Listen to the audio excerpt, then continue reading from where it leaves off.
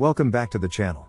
Tonight, we're diving into creepy, unexplained stories, everything from paranormal encounters to bizarre glitches in the Matrix and even possible alien encounters. Don't forget to like the video, subscribe for more chilling content.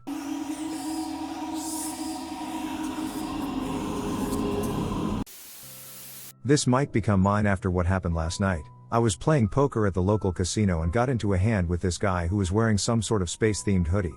The second the first 3 cards hit the board, I had the strongest deja vu I have ever experienced. I had a dream about that exact moment like a year ago, and I knew the exact next 2 cards that were going to come out. They came out just as I had expected, to the point of me calling them, and I won a huge hand. Came home from a date at about 11 p.m. The house was dark. I didn't switch on the lights because I know my way around. Went straight to the bathroom. On my way back, down the passage, I bumped into my dog, a Shar-Pei. He is as big as my mid-thigh. Told my boy I love him and he should be sleeping, but good boy for checking on his mom. Opened my bedroom door, which was 3/4 closed, and switch on the light at the same time. Only to see him on my bed, sleeping, lifting his head when the light came on, to look at me. I would have heard him or felt him move past me. I was alone. What bumped into me? I had just moved into a new house. One day I was downstairs when I heard what sounded like furniture moving around upstairs. I went up to investigate, but there were no sounds, and nothing was moved. Go back downstairs, and it starts again. I go back up, nothing. This went on for about an hour. I almost called the police because I was positive someone was in my home. I ended up calling someone and kept them on speakerphone while I searched the attic and any other place maybe an animal could be hiding, but I never found anything. Eventually I gave up my search and went to bed. That night I had a dream that I was driving to work in the rain and fog and crashed. Someone approached me and asked, "Are you ready to move on?" And I woke up. At the time I was working mid-shift, so around 10 p.m. that same day I got in the car on a foggy and rainy night and made my way into work without any issue. The building I worked in had security cameras all over, and it being so late, I was the only person coming in. When I got inside, the person I was relieving asked who I came in with. I was alone, but she swore someone followed me inside. It was a very unnerving 12 hours, to say the least. My daughter and I still wonder what happened. We were traveling along the 401, Ontario, Canada, from London to Kitchener. We'd done this trek many, many times over the years. My daughter has to pee badly. We are coming up to the first Kitchener off-ramp, so I tell her that the next ramp is ours and we'll be home in 15 minutes tops. So we keep going, watching for our exit, which should be no more than a few minutes, but it doesn't come. We keep going and going and going, all countryside. Finally an exit comes up, but it's not the one we're expecting. Somehow, although we hadn't thought so much time had passed, we had missed at least 4 exits while watching for them and passed through 2 cities without seeing them. We ended up having to stop at a Tim Hortons to pee and driving back home another way. My mom had cancer when I got married. After the wedding she was pretty persistent that my wife and I send thank you notes to everybody in attendance. We finally got them out, and she was very thankful. Unfortunately, she passed away due to surgical complications 6 months later. After the funeral, my dad and I were sending thank you notes to everybody who brought flowers. When I signed the last one, sealed it, and tossed it on the table, I said to my dad, "It's done." That was the last one. Just then, the phone in the kitchen made a ding noise, like it was about to start ringing.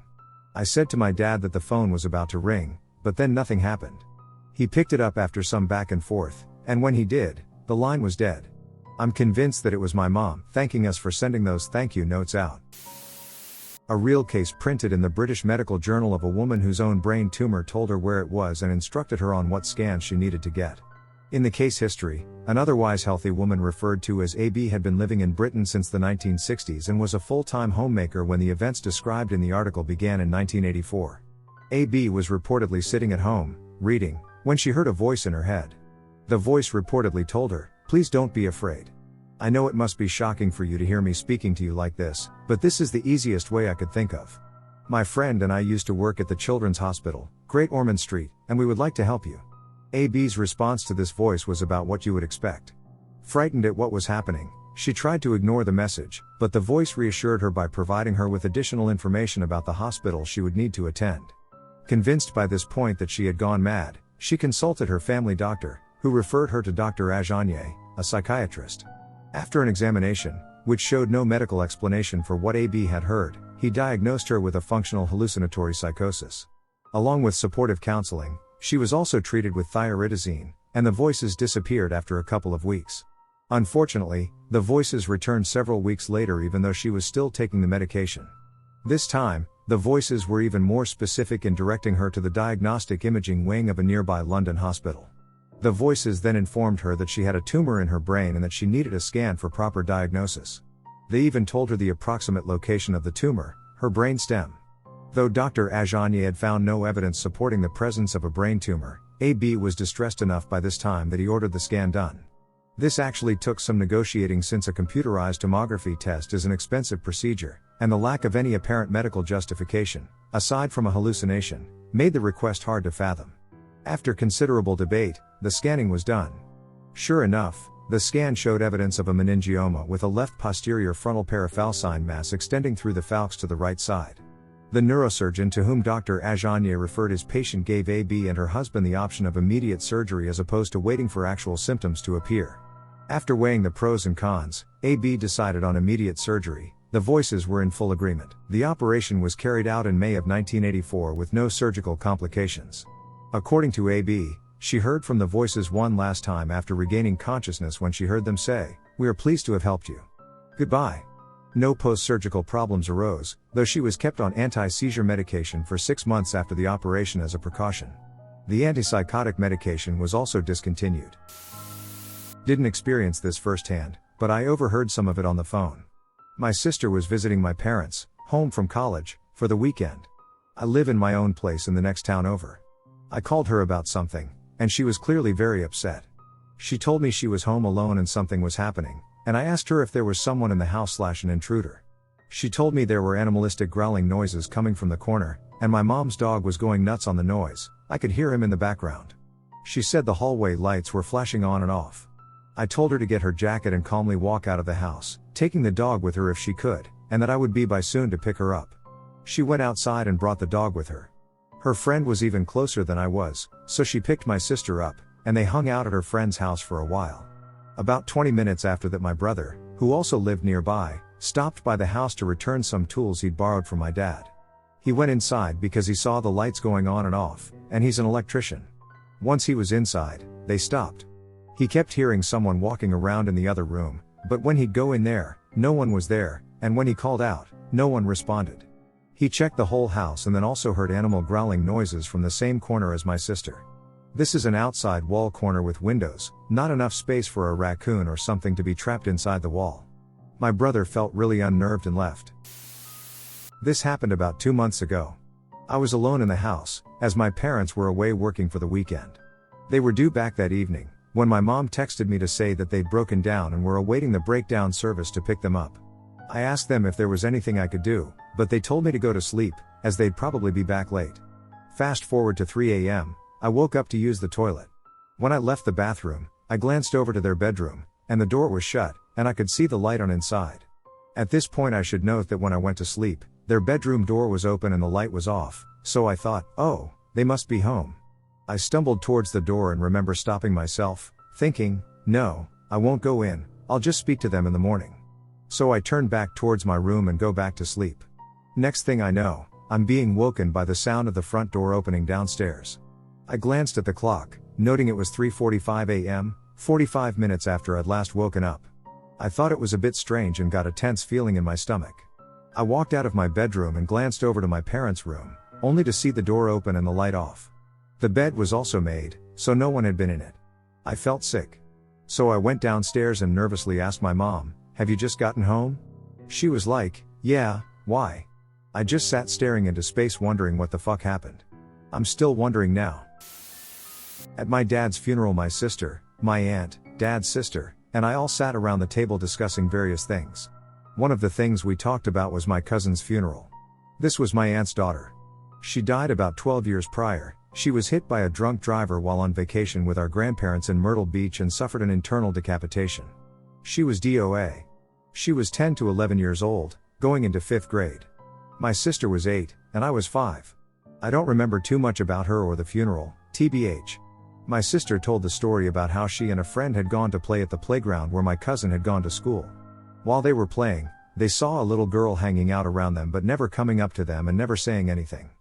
Both my sister and her friend were freaked out.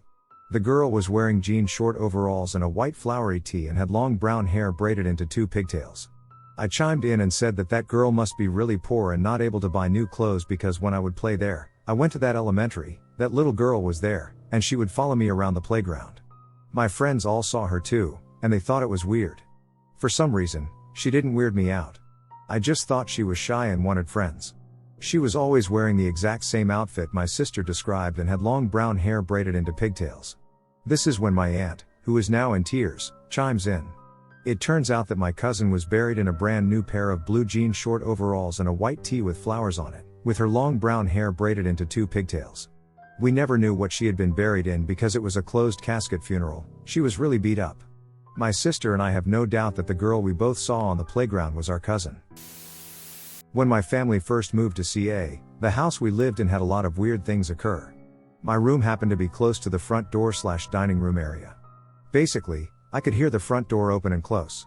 So one day, I'm in my room playing games. It's after school, everyone is home except my dad, who's not home from work yet. I'm almost 100% concentrated on an MMO, but I hear the front door open. I quickly turn to look out, and I see somebody walk upstairs. I assume it to be my dad. Immediately after, I hear my youngest brother yell out, "Daddy's home! Daddy's home!" My siblings and my mom all rush upstairs to go after my dad. I didn't think much of it and kept playing my MMO. Just a few minutes later, they all bolt downstairs. There's a big commotion, and my little brother is in tears. I'm still into my game, but I can kind of hear what's going on. My brother saw a figure go upstairs and thought it was my dad. When they got up there to the master bedroom, no one was there.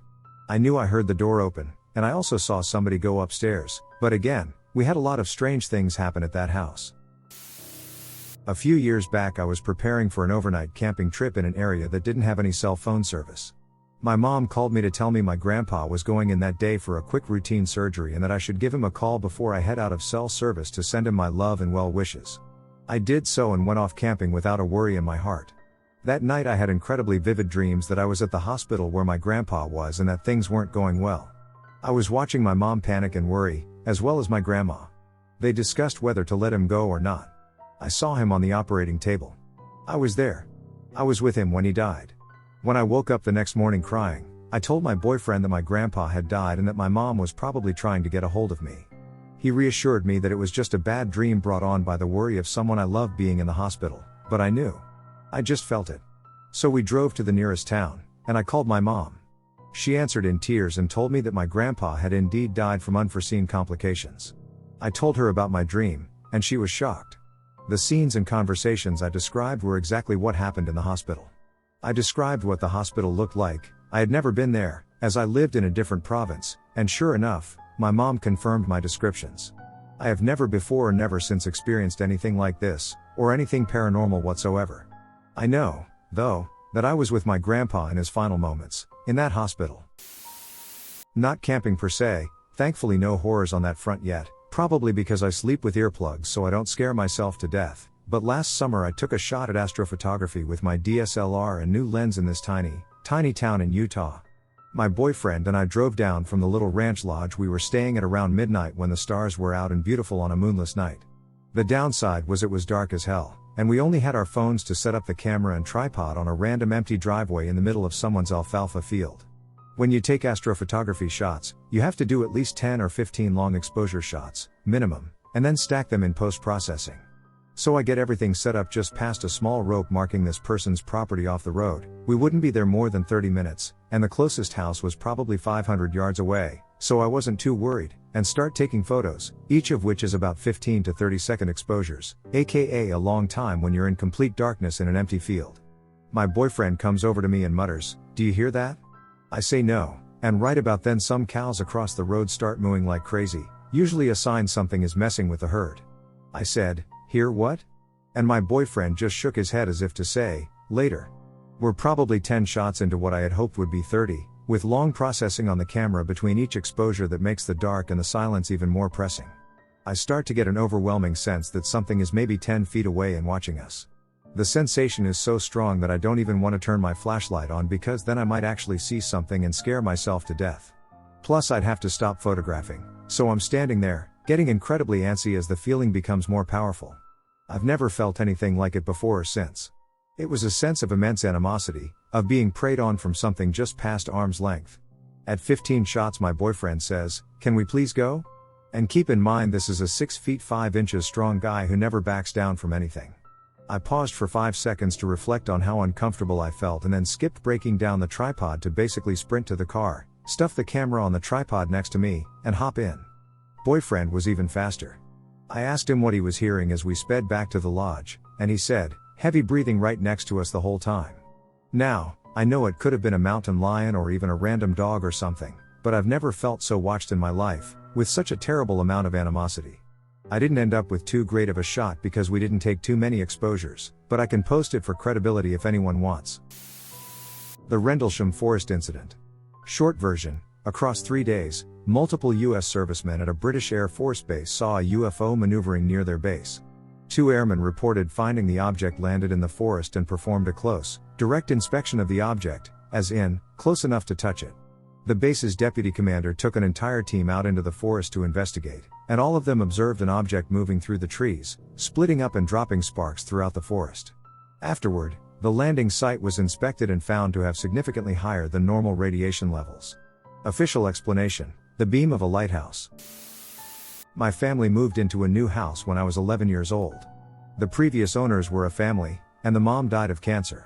They sold the house shortly after she passed away. Growing up, my sister and I always had an uneasy feeling about that house. Strange things would happen, but each instance had a plausible explanation, except for this one time when I was 16. In the middle of the night I was having trouble sleeping. While I was lying there in my bed, the door to my room opened on its own. I could hear footsteps coming into my room. I couldn't see anyone, but I felt like someone else was in my room. Ever have someone come up behind you while you're on the computer? Or listening to music and just knowing they were there without hearing or seeing them? Like that, I could hear the footsteps get closer to my bed. Then, right next to me appeared a compression on my bed, like an invisible person was sitting there. I could even feel the weight shift. I reached out to touch the compression, and all of a sudden a bunch of blue static electricity shot out from the spot I touched. I screamed and ran out of my room, waking up the entire house. I couldn't explain what I saw that night. I was almost questioning my own sanity, and that's why I don't tell this story often. For the record, I was 100% sober at the time. Also, because I could move, I don't think it was sleep paralysis. The strange thing is that years later my sister ran into the daughter of the previous family. She told my sister that her mom had actually died in the house, not at the hospital. Not sure if it's supernatural, but it's definitely creepy. I was hiking through the remnants of a remote, long-abandoned town in the surrounding area. To get as far into the woods as I was, you had to cross fallen trees over a creek 3 times. I had just crossed the 3rd bridge and was about 5 miles in, and something blue caught my eye just ahead of me. There was a man, in his 60s at least, wearing blue satin pajamas, sitting in a tree. The closer I got to him, the louder he laughed. It wasn't a maniacal laugh, but it set off all the alarms in my head nevertheless. He also wasn't wearing any shoes and looked well groomed/cleaned. I gave him a friendly nod as I passed, and he just kept laughing. Then it stopped. I turned, and he was gone. There was no branch cracking, plants rustling, nothing. He was just gone. Still rubs me the wrong way. The area I was in was a pretty rough hike, very secluded. Not very many people venture as deep as I did that day. No idea what was going on there. A disembodied voice may have saved my sister's life. When I was about 12, my family lived in my great-grandmother's house. She had died in that house before my sister and I were born, but we knew that it was her home we were staying in. I'm sitting in the front room as my sister walks toward the front door, and she suddenly stops and turns to me. "What did you say?" she asked. I hadn't said anything. I was sitting quietly with headphones on. We're looking at each other confused, and suddenly a car spins out in the street in front of our house. The driver regains control and takes off at high speed again. My sister was about to walk to her friend's house and might have crossed paths with that car if she had left the house. We're both startled, and my sister tells me that a stern voice that sounded like Mom told her to shut that door. Mom was in her bedroom, but when we asked her, she hadn't said anything or left her room. Somewhat related, my sister had talked about dreams she had where she would come home and speak to an old woman. One day my mom finds an old photo album, and my sister instantly recognizes a picture of the old woman from her dreams. It was our great-grandmother whose home we were staying in. From what I've learned over the years, things like this are common for the women in my family. Not really creepy, just a bit odd. I used to work at a place that required being manned 24 hours a day. The reason being is that I handled sensitive documents/files, and if somebody needed this information in the middle of the night, I would have to fetch it for them, or confirm that I have it. Anyways, security is kind of tight. Bars on windows, multiple locked doors to get to where I am. They would give me work to do during the night but underestimated how quickly I could get it done. So like most nights, I finished my work in like 30 to 45 minutes and pulled out my phone and played games/browsed Reddit on Netflix, since nobody else is in the building at night. So now it is getting to be the last third of my shift when all of a sudden I hear a door close. I look at the security camera and see someone walking down a hall towards my room. At first I thought it was just somebody that came in, ridiculously, early, so I turned around and waited for them to come in. But nobody came in, and the hair started rising on my back. Now, this isn't a really big building, so I figure I'll find the guy wherever he is and start checking offices and storage rooms but come up empty-handed. However, I do see that a fire door had shut. I go to try and rewind the camera, but the digital recording is password protected, and I don't know the password. Anyways, the whole thing freaked me out, the way the person was walking down the hallway, like a determined walk right to where I was. So, I sit with my spine tingling for the last couple hours of my shift, and finally people start coming in, my replacement shows up, and I tell her what I saw, and at this point I figured I must have imagined the whole thing. I'm told to go home, and the manager and girl who replaced me would look over the camera. After getting home I call my manager and ask what was on the camera. So they said that the video showed the fire door closing, but then the video froze for about an hour. The next thing it recorded was me reopening the door. My parents' house was brand new in a really nice subdivision, and I was 5 when we moved. I wasn't ever an anxious kid or anything, but I was terrified of the house. I refused to be upstairs alone, and I had really frequent panic attacks. We lived there for 15 years before I moved out, and I was never comfortable. I live in a 75-year-old farmhouse now, and I don't get uncomfortable the way I did in that house. Only one creepy thing actually ever happened to me there though, and this is it. Last year, 32-week pregnant me went back up to see my grandmother before I had this baby, and I was staying with my parents, but my dad was traveling for work, so it was just my mom, my sister, and me. My mom had gone to the grocery store, and I was lying on the sofa. The way the living room is set up, you can see the reflection of the bottom 2 feet of the foyer and staircase in the TV, and also the kitchen on the other side of the living room. So I'm lying there messing around with my phone, and I hear the stairs creaking. I look up at the reflection in the TV, and I see a pair of bare feet standing in the foyer. I think it's my sister, so I tell her to come and sit with me and feel the baby kicking. There's no reply, and the feet turn and walk towards the kitchen. So I sit up to say hey, and there's no one there. At all. My sister wasn't even home, she'd gone to work. My parents have moved closer now, and they're closing the sale of that house at the end of this month. They're a little sad, but I'm relieved. This still gives me the shivers. Here it goes. I used to work in a small office, about 60 people at max capacity, that had a security guard on duty 24/7. One night, I had to stay super duper late by myself because I had to leave early the next day and needed to finish my workload. All of my other coworkers are gone by around 10 p.m., the cleaning crew comes in, and now it's just me and the security guard. The place is dark, but I'm not at all frightened because I'm not scared of most things, the dark, ghosts, etc. The security guard is a really nice dude, and we're in a safe neighborhood. The security guards are required to make rounds every couple of hours just to make sure things are fine. Sometimes they say something to us, most times they don't. Tonight, the nice guy security dude stops by my cubicle and asks, "Everything all right?" A big friendly grin on his face per usual. "All good here, thanks." I go back to work. 20 minutes later, he's back again. Big grin. "Everything all right?" "Yup." "Nothing yet." And NBSP 20 minutes later. He's back. Big grin. At this point, I am a little creeped out. There is no need for him to come by this frequently. In fact, it's disruptive. I also notice that the way he interacts with me is always exactly the same, as if I were in a time loop. Same big grin, same intonation, same rhythm of speech. Not only that, I notice that he whistles the same thing at around the same time, so if I turn off the music on my headphones, I can hear his whistling coming closer before he asks, "Everything all right?" It's around midnight, and I'm totally freaked out. I try to rationalize this with myself because I have to get this work done. I'm rushing through my work, and I keep hearing that whistling behind me. Surely, he won't come back again. Everything all right? Phew. At this point, I'm freaked out because I no longer trust this guy I felt so safe around, I was a young woman in her mid-20s, the security guard is a dude in his 50s-ish? I couldn't finish everything, but I wrote an email to my supervisor saying that the security guard is acting very strange and I don't feel safe. I shut everything down and try to rush to the exit. I don't run into the security guard, and just as I'm feeling free and clear, I hear "Bye now" behind me. He's standing there in the dark hallway, big grin. Just standing there and watching. I mumble something and fucking sprint to my car. The next day, I rushed to my supervisor to try to explain what happened the night before. In the light of day, it kind of felt like I might have overreacted, or maybe my mind was playing tricks on me. Turns out, the dude just disappeared. He's missing.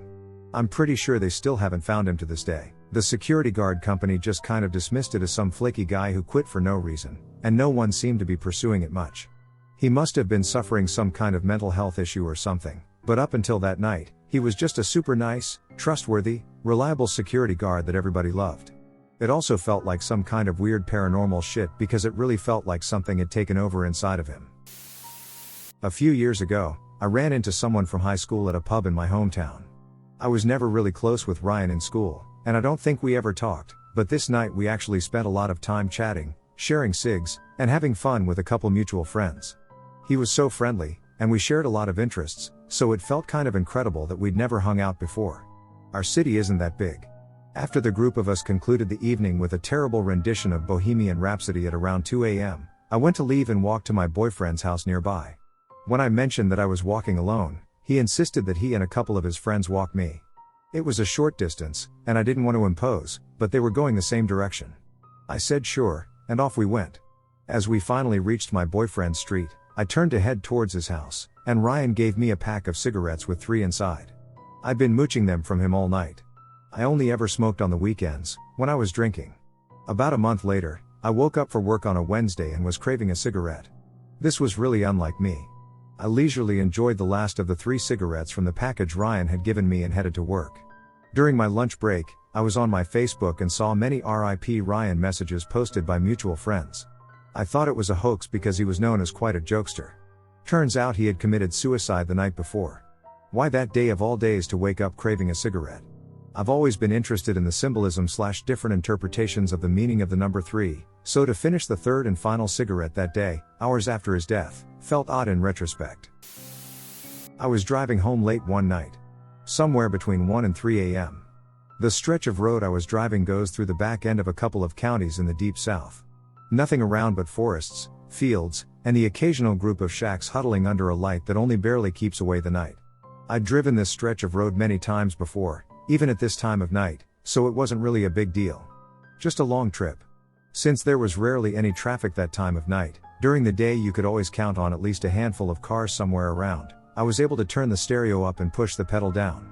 And then I came to this bridge. Nothing really noteworthy about it, it's not ancient or a covered bridge or all that spooky. Just a concrete span over swampland, with trees growing right up near the edge and turning the road into a dim trail at the bottom of a dark canyon. I've been over this bridge many times before, and aside from being fairly long, it wasn't really noteworthy. Until that night. It was humid out, and as the temperature dropped, there was a little bit of fog. Not enough to really slow me down, but I had to turn off the high beams. So I'm shooting across the bridge, and it hits me that it seems to be taking longer than normal to get across it. Maybe I was just tired? Maybe my mind was playing tricks on me? And then I thought I was finally getting to the end of it. I saw a figure walking on the opposite side of the road. At first, no big deal, right? Guy walking in the middle of nowhere in the middle of the night. Probably lives nearby, probably drunk. Watch them to make sure they don't fall in front of the car. But my mind is already racing. I mean, this is the middle of nowhere. There are no houses around. There are no lights but the stars and my headlights stabbing out at the darkness.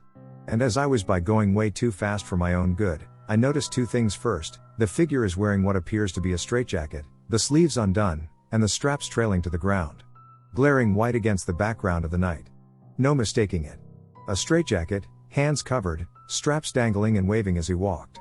Second, it has no face. Not like there's no head there. There's a head shape.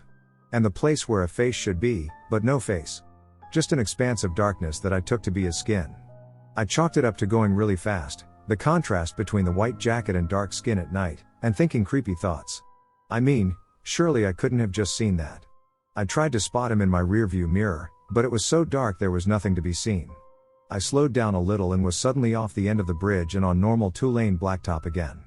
I briefly considered turning around to see what it was. Surely it was just a trick of the light or my mind playing tricks on me. Right? But I still remember my heart pounding in fear as I sped on through the darkness, driving home. I had a glitch in the matrix just today. I was doing a damage audit and an inventory audit on our fleet vehicles today. I did the damage audit first. I found a vehicle with significant damage and listed out details. This was among about 10 damaged vehicles inside of about 30 we have on our lot. Well, upon turning in the damage audit, I'm told this vehicle is not on our lot. Befuddled, I went and checked. And it was not where it was when I inspected it. I searched the whole lot. Gone. We had no transports today, meaning the vehicle was never moved. We also checked the location history of it, and it had only been rented and returned out of one location about 20 minutes away. It's never been on our lot before. Here's where it gets creepy. I'm thinking, okay, I just had the unit number wrong. Nope. I pulled up previous inspections, and it had the exact same damage on it that I had written out. So somehow he inspected a vehicle properly that was not, and had never been, on my lot. I had a favorite pair of silver hoop earrings that I liked to wear pretty much all the time. One day, I looked for them and couldn't find them. No big deal, I'm kind of disorganized and figured I just left them lying around somewhere. I kept my eyes open for the next day or two, figuring I'd stumble across them, but no luck. After they'd been missing a couple of days, I had a date planned for later that evening and really wanted to wear them. So I really thoroughly looked everywhere I could think. Behind furniture, under couch cushions, etc. I especially looked in and around my bed, as I had a tendency to climb in my bed with them on and feel them poking and pulling when my head would hit the pillow. My usual habit was to sleepily pluck them out and toss them on the nightstand, but sometimes I'd miss. So I looked everywhere, behind the nightstand, under the bed, in the sheets, and under the pillows. Nada. Bummed, I gave up. A couple of hours later, I went and got ready for my date. Just as I was about to leave, I glanced at my bed. There, resting in plain sight on top of my pillow, were my earrings. I was home alone at the time and hadn't left the house in between looking for the earrings and getting ready for my date. There's no way I could have missed them, and I cannot for the life of me figure out how they could have gotten there. Okay, almost a year ago a very close family friend, pretty much my uncle, passed away. It really took everyone by surprise. He constantly rode his bike, ate very healthy meals, and made sure to squeeze in some exercise before work. Ironically, he died from a stroke during one of his workouts. A few days after the funeral, I went up to my parents and told them that about 2 weeks or so ago, I had a dream about my teeth falling out. In my culture that means someone is going to die. My mom went on to tell me about a family pic she had taken on her phone that same month. She deleted it as soon as she saw it because of how much it freaked her out. There was a completely different face on top of hers. As she was telling me, she got very pale. And finally, one of the weirdest, maybe most chilling parts off all this. My dad's dream. My dad and my uncle were very close. They were friends for many years. Heck, the house I grew up in was built by them, for them. My room was supposed to be my uncle's room. A few days before it happened, my dad had a dream he was walking towards this black vehicle parked outside the house with my mom. He said he was like some sort of zombie, mindlessly walking behind my mom, until he saw the driver. It was just some woman, I couldn't really see her face but could tell by the shape. She was waiting for them. That's when my dad snapped out of it and grabbed my mom and ran back into the house. But before he left, he realized my uncle was sitting inside the vehicle. He woke up in a panic. He then continued to have dreams with that same woman lingering outside the house until my uncle passed. This happened back in June. I had to renew the registration on my car and decided to do it on my lunch break. That morning, I bought a snack at work and used my personal checking account debit card rather than the joint account card I have with my husband. I had just been paid, and I knew my personal checking card had money to cover both the snack and the fees for my renewal. A few hours later, I head over to the DMV. I give the lady my inspection paperwork and last year's registration card and take out what I assumed was my personal checking card.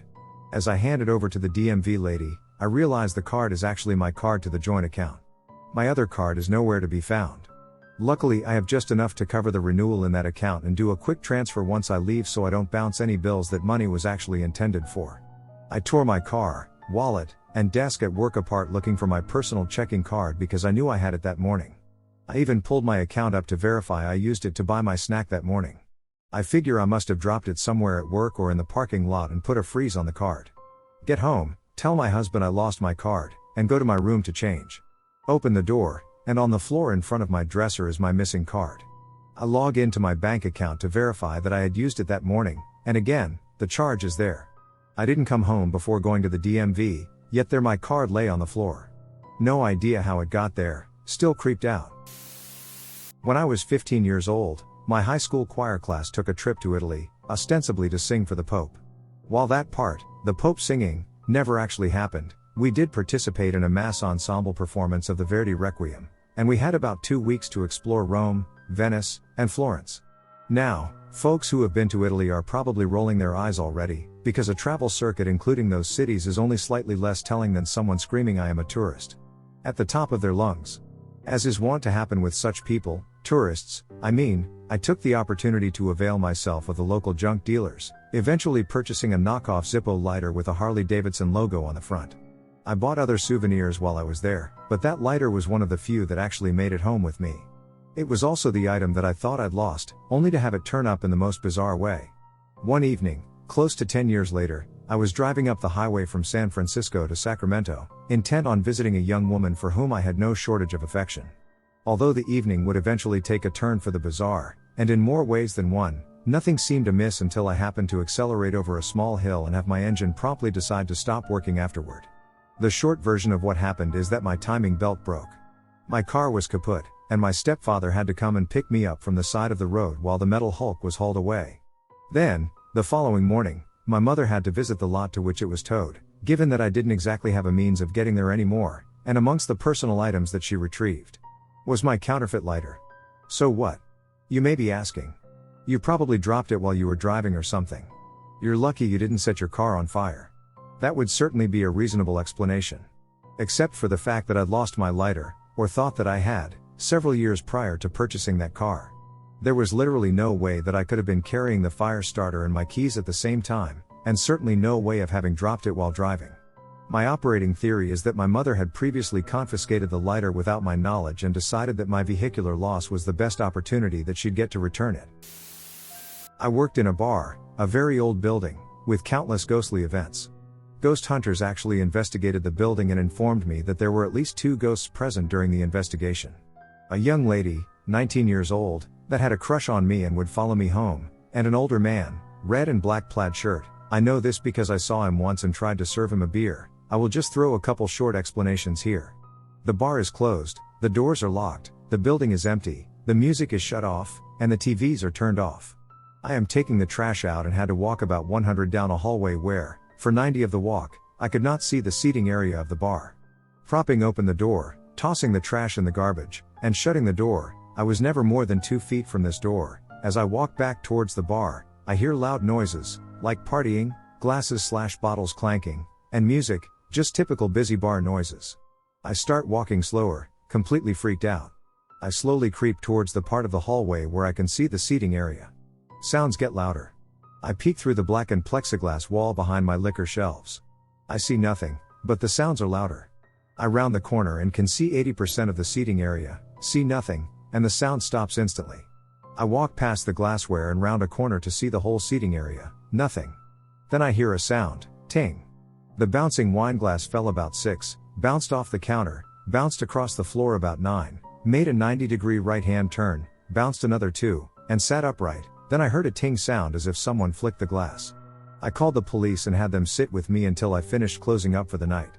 I have other stories as well, but fear if I add them this post will be written off as too long. I know it sounds crazy, and my boyfriend says we should just double check the locks, which is not a comforting thought, but I watch too many scary movies to not find this weirder than that. I manage a store in a building with 2 other businesses and shared bathrooms. There's been construction next door, so we have had some weird power outages, plus it's FL and stormy all of the time, so that's normal. So I walk in today and go to the bathroom to change into my work clothes, and I hear the sink running. I think that maybe it's my boss, so I compose myself, then walk in, and no one is in there, but both of the sinks are running. They are both running with the handles turned fully, the ones with long handles so you can tell right away. I didn't really think much of it and turned them both off and went about my day. I get home around 8, my boyfriend gets home around 10. We live in a 2-bed, 2-bath apartment. We don't use the extra bedroom and hardly ever the bathroom unless one of us is showering. So tonight we heard what we thought was the sprinklers outside, but it was louder than usual. We went to go outside just to check and realized it was coming from the other bathroom. The sink was on full blast as well as the shower. The shower wasn't fully on, just kind of half-assing it. The sink, however, was fully on and almost overflowing. It just creeped me out, and I'm not really sure what to think. The rational part of me blames plumbing and the heat, and the other part of me blames a water-wasting ghost. This was over a year ago, but I still think it's weird that apparently the universe gave zero fucks about the water bills in two places on the same day. I mean, it's not like someone would break into an apartment just to run the water. Plus that still wouldn't explain it happening at work too, but fortunately that was the first and last time. This was fairly recent, a few months ago, like in March or April, I would assume. But for a bit of a backstory, there is this abandoned mental hospital that my mom was a patient at and my dad worked at for quite a while. It's actually how they met. The hospital has been closed since January of 2006, and it's a state hospital, and it's huge. Over 80-some acres. Since then the state has been trying to figure out what the hell to do with it, and some of the buildings are used to house gov offices and such, but most of them are completely vacant, and before this incident I had been inside most of the buildings besides a few that are those offices, and I had been through a lot of the tunnels that connect every building, and they honestly look like exactly what you would see in a cheesy horror film. Anyhow, I, my boyfriend, and our friend, let's call him Brian, all enjoy coming to this hospital because it's a lot of fun to explore, and we all love this kind of shit. So we get there, business as usual. How we typically approach the nights that we explore here. We're all dressed in black, warmish clothes because it gets cold pretty quickly, and we head out to where we always enter the tunnels and go through buildings that way. So we have spent about an hour or so exploring different buildings, walking the tunnels, and me taking pictures for Instagram because I'm /that/ person. And we get really far and deep into the tunnels, to the point where I'm starting to question where we are. I am typically pretty calm, given I am so used to this hospital and know where I am, but I do get scared extremely easily, especially by loud noises, given I have very sensitive ears. We all came to a bit of a halt because Brian found a room that he decided he wanted to check out, and my boyfriend and I were waiting outside of it, just talking and me taking a few photos. To the right of us, there's a small little passage that leads to a door with that distorted type of glass pane and one of those older lights that hang over top of the door. Brian, being a fuck-ass teenager, sees a fire extinguisher and decides to do as any other would do and blasts it. The noise scared me, I fell to the ground and fainted for a few seconds, and my boyfriend and Brian were laughing, of course, and my boyfriend started picking me up. We all heard a noise suddenly, and I'm struggling to get up, and my boyfriend looks over to the right where the door is and sees nothing through the glass but sees a hand reach from inside the door to push it open. The door opened, and no one was there, but we all ran for it. I looked back several times, and no one ever followed us. But regardless of what happened, I think that's the fastest I've ever run in my life. I'm the first person to try and disprove any paranormal occurrence with logic. But there was nothing that made sense to me logically, and to this day we all don't know what happened that night. Honestly, one of the scariest moments of my life. High school me is alone because my parents are out of state for something. I had been sleeping on my mom's bed while they were gone because it's just so comfy. So it's a couple minutes before my alarm would have gone off. I then hear the bedroom door burst open. We kept doors closed because of our dog, and I can't even move my head to see it. I'm just stuck. Frozen. My sheets get ripped off me and thrown over my face. At this point I can barely breathe. The next thing I know, it felt like I woke up. My sheet was on the floor, and I could breathe again. One thing didn't make sense, though. The door was still open. As I turn to look and see that, I hear loud footsteps running through the hall. I immediately spring up to go see it, and there was nothing there. My dog was still sleeping, like nothing happened. I decide that I'd rather be at school than in that house. Yeah, what does that tell you? As I'm walking to the bus stop in a light drizzle of rain, lightning legitimately strikes the sidewalk on the other side of the street. I didn't even know what to do at that point, so I just tried to ignore everything that day. To preface, my family always suspected the house we grew up in was haunted. Voices, footsteps, noises, etc. My family has since moved out of the house, but apparently, through chatting with the neighbors, the family that moved in has suspected the same. They asked my neighbors if we had ever said anything about it possibly being haunted. Their young boy had talked about seeing a man around the house, the whole family was hearing noises, and it got to the point where they actually called in some priest/religious figure to cleanse the house. Anyways, my personal story, and the one that probably makes me the uneasiest, is when I was in high school. I remember waking up in the middle of the night to my alarm clock/radio spitting out static cut by clear whispering. In my deep sleep fog, I thought my alarm might have randomly gone off, ignored it, and fell back asleep. It wasn't until the morning when I woke up and realized it wasn't plugged in, and it does not carry a battery. Kinda freaky. I was always super skeptical throughout, but then when I was back there for my wedding years later, we had a bunch of family over. Everyone was out of the house running errands except for my aunt and uncle. When we got back, they kind of froze up, and when we asked them what was wrong, they said they had been hearing footsteps in the back room and assumed we had been home. I guess the fact that others have heard things, including the new family that moved in who hadn't heard any stories or anything, makes me wonder about everything I heard growing up. Terrible formatting, sorry, at work but thought I'd share. A few years back I got 2 free tickets to the Oregon Country Fair from a friend who bought them but couldn't go. My girlfriend and I headed up the day before with the intent of finding a dispersed camping spot in the national forest about an hour away because we didn't have camping tickets. It took us a while to get going, and by the time we got to the national forest, it was nearing sundown. We found a spot to pull off by the side of one of the roads and decided to put the seats down and camp in the car because it was too dark to really check out the site and set up our tent. I made sure the doors were locked and rolled down the windows about 3/4 of an inch so the car wouldn't fog up. We go to sleep. At some point in the night I'm woken up by the noise of something sliding against the glass of the window. I wake up and shine my light out, but I don't see anything. I go back to sleep, but soon I wake up again to the same noise. I have my light in my pocket, so I pretend to be asleep while I get it in my hand, then I pop up and shine it out. This time I see something dark behind the closest tree, a huge pine tree. I climb into the front seat in under 30 seconds and speed out of there down the dirt road a couple miles until I get to the paved road. It's like 5 a.m., so I decide to drive to a fast food place and park there to get a little more sleep. When the sun rises, the first thing I notice is that the dust from the dirt roads has collected on hand smudges on my windows. The handprints and fingerprints were around where the window was cracked. Somebody out in the middle of nowhere in the national forest had tried to unlock my car while my girlfriend and I slept in it. My dad bought this old run-down house as a fixer-upper. I was about 8 or 9 at the time, so I couldn't do too much to help him, but I remember helping him clean out the attic. It was full of tons of old newspapers and toys. Think hoarders. Just tons of toy dolls and fun and cars, etc. that creeped me out on its own, but still, we slept there for a while when it was in livable condition. Anyways, here is the really scary part, the part my dad waited till we were grown up to tell us.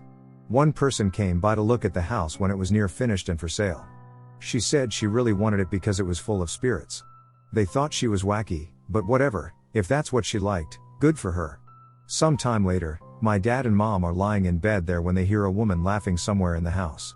They both rolled over and just looked into each other's eyes as they listened and stayed that way till it stopped, then never talked about it for a long time. They both get chills when they tell that story now. I heard what I thought was my brother singing.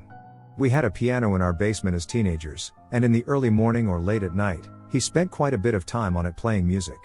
I should note, we lived in an old house, and sound traveled relatively well, so even when he was being quiet, you could hear him all the way up on the top floor.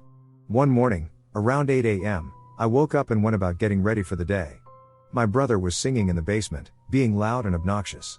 His voice is very distinct. And I remember walking out of the bathroom, leaning over the top of the stairwell, and shouting down for him to shut up.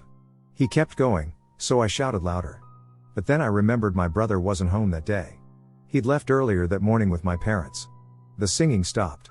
I went downstairs to find the basement dark. I was alone in the house. When I was younger, I used to routinely sneak out of the house at night to meet up with friends and perform acts of minor mischief and light vandalism. One of the newer additions to the group lived a little out of the way, but we were always game to pick him up because it meant crossing through the tall grasses of a farm that stood between his and our corner of suburbia. One crisp, cool autumn evening, we had concluded our business of hopping a pool fence and rearranging the poolside furniture, scandalous, and most of the other teens had gone home for the evening, so I decided to walk my buddy home. We cut through the tall grasses in the farm and took a seat in the middle of them by a tree that had a series of small boulders that made for ideal sitting. We talked the usual teenage angsty crap, who liked who, what you were going to do when you grew up, and who was going to move out first to escape their oppressive suburban life. There was a lull in conversation, and I remember hearing a dog barking in the distance by the nearby farmhouse. I glanced up, and looming over the tall glass were 3 person-shaped forms. Not together. Not moving. Spread several hundred feet apart in the field, stock still. To clarify, this was a field of grass. No scarecrows, no trees save the one, and nothing that could realistically make these shapes. I froze up and looked over to my friend, shakily asking if he could see it. I didn't clarify, because he gave a terrified nod. None of the figures moved an inch. Indistinct and shadowy, they remained exactly rooted to the spot, and we were absolutely petrified. Then, closer than close, the insistent growling of a dog no less than 10 feet away from us. Somewhere in the grass. Right on top of us. We both got up and bolted, but nothing chased after. Not the dog. Not the figures.